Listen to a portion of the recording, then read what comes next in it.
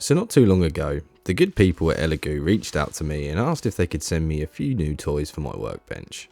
So naturally I had to say yes, because who doesn't want an excuse to play with a new 3D printer? And maybe we can make a pretty cool looking diorama at the same time. So let's see what we can do.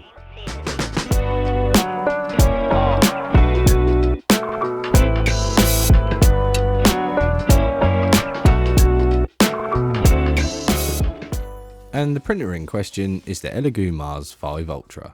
And this machine is supposed to be pretty user friendly straight out of the box, which is probably a good thing because I am by no means any sort of 3D printing guru. And that also means this is probably the perfect entry point for someone who's just starting out with 3D printing. It only really took me the best part of 10 minutes to set up out of the box, and with the Mars 5's new auto leveling build plate feature, it's pretty much just a case of plug and play. Unlike my old Mars 2 printer, there's no awkward bed leveling you have to do or manual build plate adjustments before crossing your fingers and just kinda hoping everything's set up correctly. It's just a case of loading the vat up with the resin of your choice and letting the printer do its thing. It's going to run a few diagnostic and system checks before it even attempts to print anything. And more importantly, that build plate is going to recalibrate and automatically level itself before every single print. So hopefully that means way less print failures. And even after suffering some abuse, my first test print came out really well. So that meant it was about time I did a little bit of head scratching and decide what I'm going to make using this printer. And for a little while now, I've been thinking I'd quite like to make a Halo diorama because, you know, it is one of the best games of all time. And after a little search on Cults 3D, I came across this really cool looking Warthog designed by the creator that goes by the STL Smith. And this gave me a pretty cool idea. And obviously one of my favourite things to do when playing Halo was just to crash into stuff. Social credit deducted. So I also decided to download this Shade Turret STL because this Warthog's gonna need something to crash into.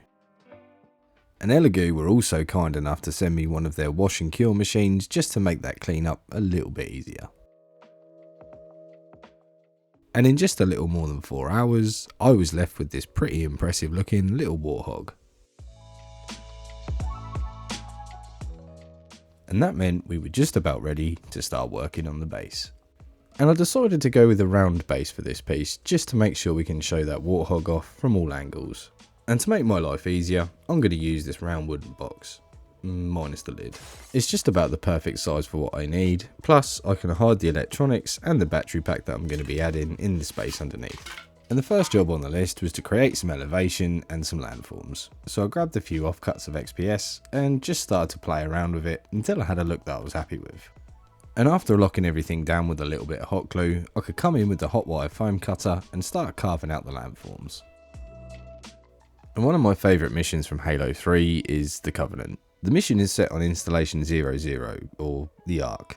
And the environments you come across are forests, grasslands, rocky mountains, and even beaches. So I decided I would loosely try and base the environment on this mission.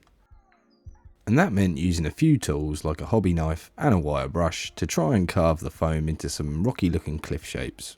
And then I tried to create a few smoother transitions using some matte Mod Podge and some DAS modelling clay. And I mainly concentrated on applying this around the base of the cliffs, any big gaps that I came across in the foam, and the large area on the top.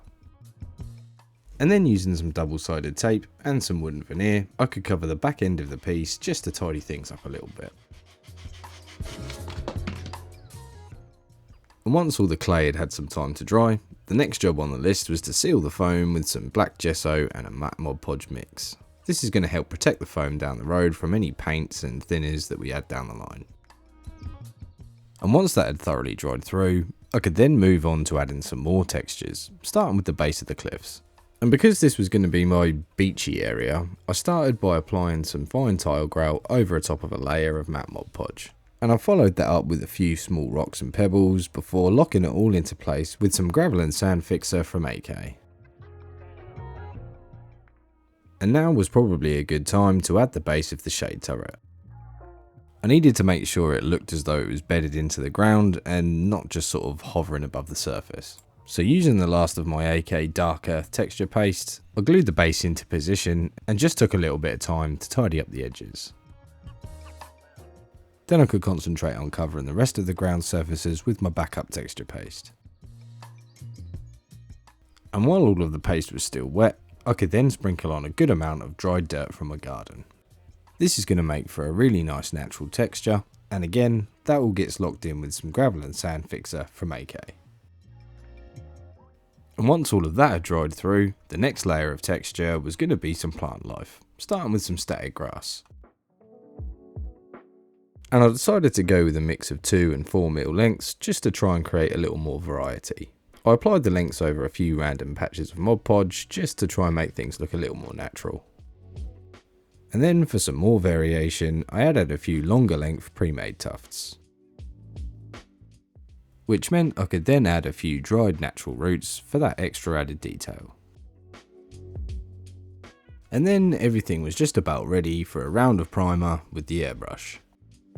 And I decided to go with a mahogany surface primer. This is going to give everything just a touch of warmth in the darker recesses. And for me, when painting things like grass and dirt and sand, I prefer to work up from this colour rather than black because I feel like it just looks a little more natural and less cold. And once that had all dried into a nice piece of chocolate cake, I could then turn my attention to the grass, starting with the darkest green I could find. Then it's just a case of working my way up through the colours, making it a little lighter each time, and just making sure to apply a little less until we have a nice natural look. And then these exact same methods apply for the dirt texture. So I started out with some flat earth, then mixed in a little olive drab, and moved up to a light sandy colour to finish off. And the next thing on the painting list was the rocks, and unlike the rest of the textures, I actually prefer to paint rocks working from a black primer, so that was the first thing to do. Then it was on to adding some highlights, starting with some stone golem from the army painter, to eventually finishing off on the highest points with some matte white. And after quickly base coating and highlighting the sandy area, I could then move on to applying a few oil washes to try and create some more contrast and a little bit of shadow. I mainly used burnt umber and burnt sienna for most of the sandy areas and the dirt areas. And for the rocks, I decided to go with some Starship Streaking Grime enamel wash from AK, mixed in with a little bit of that burnt umber. And once that had all had some time to dry, it was on to a couple of rounds of dry brushing just to bring out those extra details. And I also decided to add a couple of different grey washes to the stones at the bottom, just to create a bit more variety. And once that had all dried overnight, this is what I was left with. And now seems to be a good a time as any to add some water effects. And for this piece, I'm going to keep it simple and use some still water from Vallejo. I added a small amount into a mixing pot and added some turquoise acrylic ink. Then it was just a case of applying a nice uniform thin layer in the areas where I wanted the water. And once that first layer had fully dried, I could then create my dam with some masking tape and pour over the rest of the mix. And then about 24 hours later, it had dried enough that I could remove the tape and start adding some more texture. And another really easy product to use for this is some water ripples from Woodland Scenics. It just gets applied along the surface with a soft flat brush, and as it starts to dry and thicken up, you can move it around and create some really nice ripple effects and some small waves. And now I had the base pretty much finished, I could move on to painting the Warthog. And I'm not going to hang around too long and explain every little detail and process that I did because, let's face it, I'm not the best painter in the world and I usually just end up fumbling my way through it, so at this point, your guess is as good as mine. But in a nutshell, I blocked out all of the base coat and the highlights with the airbrush before moving on to a normal brush to add in the extra details, like all of the metal trims, the tyres and the winch at the front.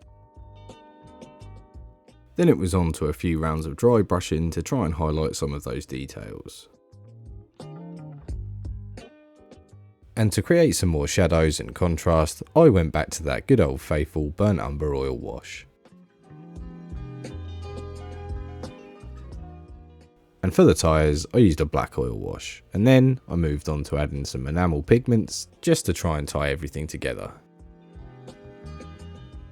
And for the windscreen, I tried my best to create some sort of contrast with the airbrush, but I soon lost interest and decided to start work on the shade turret pieces. And again, I tried to keep this as simple as possible. I started out with a base layer of gunmetal, and then with the sponge, I added a little texture by applying some aluminium silver, before applying a coat of purple swarm speed paint from the army painter. Then it was a case of applying some more texture, and coming in again with another speed paint, this time Caribbean blue. And once I'd done the same for the base of the turret, that was everything pretty much painted. But of course, this Warthog was going to need a driver, and that can only really be one person. I need a weapon. And once I had Chief fitted into place in the Warthog, I could then turn my attention to creating an explosion with some pretty cool lighting effects. And I'm going to be trying out a technique I've seen lots of people use before with really great results. I'm going to hollow and print out an explosion effect using clear resin. That way I can fit the light source inside the print and hopefully make for a pretty convincing effect. And again, the Mars 5 Ultra makes this job almost too easy. And I'm convinced that this new 3D printer is going to prove to be invaluable when it comes to dioramas down the road.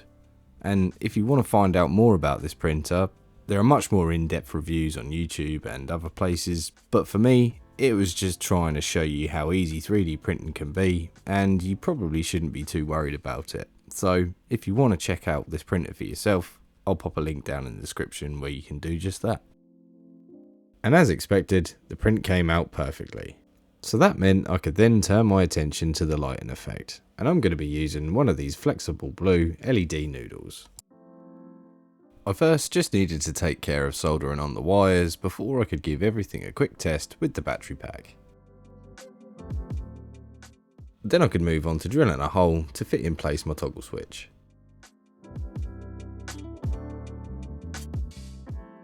And after making a channel for the wires to run from the top of the piece all the way down to the bottom, I used some styrene tube to get the wires threaded through. And then it was just a case of fitting the battery pack in place and completing my circuit. And just to make sure I got a good fit with the explosion, I had to do a little bit of tidying up before I could go ahead and add some colour.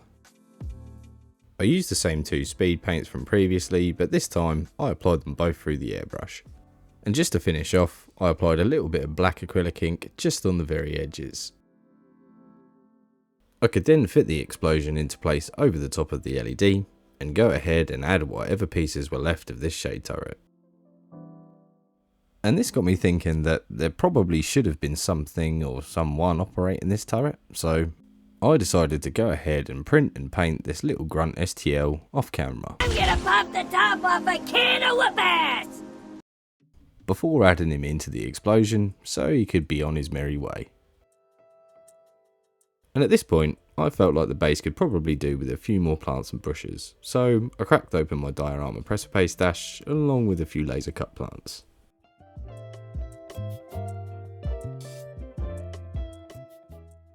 And what sort of Halo inspired diorama would be complete without a few little Easter eggs?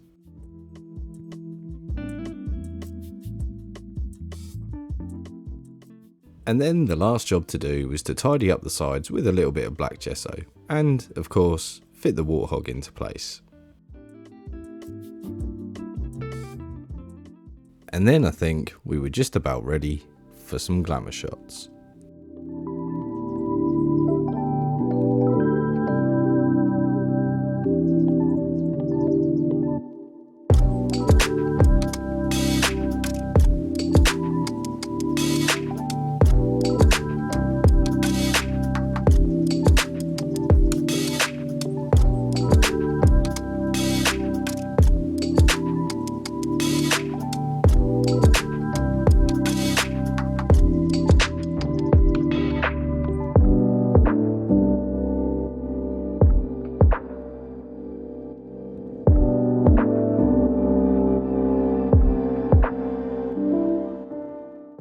And that's about it for this video, and as always, thank you everyone for watching. I wouldn't be doing this without you.